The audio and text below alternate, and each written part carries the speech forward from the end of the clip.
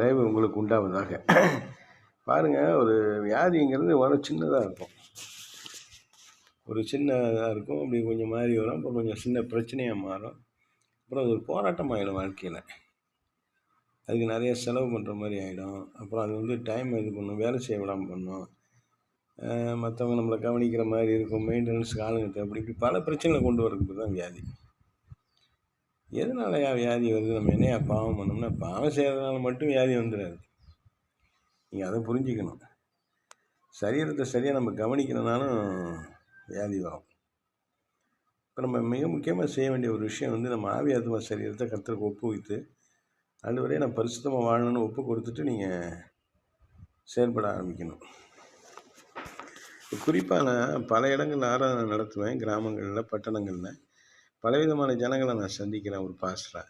நான் உங்களுக்கு முதல்ல சொல்லிக் கொடுக்குறது, பாவத்தை விட்டு வெளியில் வாங்க, விக்கிரகத்தை விட்டு வெளியில் வாங்க, மூட நம்பிக்கை பழக்கங்களை விட்டு வெளியில் வாங்க, சிருஷ்டிகர்த்தரை மட்டுமே ஆராதிங்க, கர்த்தருக்கு விரோதமாக எந்த காரியத்தையும் செய்யாதீங்க, சமுதாயத்துக்கு எந்த சேதத்தையும் உண்டாக்காதீங்க, உங்கள் சரீரத்துக்கு எந்த சிரமத்தையும் உண்டாக்கிக்காதீங்க உங்கள் வாழ்க்கையிலன்னு அடிக்கடி சொல்கிறது உண்டு.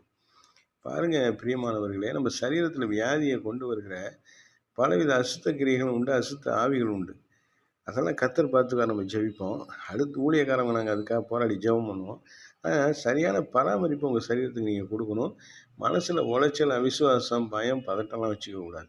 இதுக்கு நிறைய பைபிளை படிக்கணும், நிறைய பைபிளை படிக்க ஆரம்பிக்கணும். படிக்கும் பொழுது பார்த்திங்கன்னா கர்த்தர் உங்களுக்கு நல்ல கிருபைகளை கொண்டு வர ஆரம்பிச்சிடுறார். தேவன் தம்முடைய கிருபையை உங்களுக்கு கொடுக்க ஆரம்பிக்கும் பொழுது வியாதிகள் வரலாம், வந்தால் கூட அவைகளெல்லாம் கர்த்தரால் முறியடிக்கப்படும். நீங்கள் வியாதியை கடந்து பலப்படுவீங்க. வியாதிக்குரிய எல்லா வைத்திய முறைகளையும் கற்றுக்கொள்வீங்க, பராமரிப்பை கற்றுக்கொள்வீங்க, நல்ல ஒரு முதிர்ச்சியான நிலைக்கு வந்துடுவீங்க. வியாதியை கொடுத்து கவலைப்பட வேணாம்.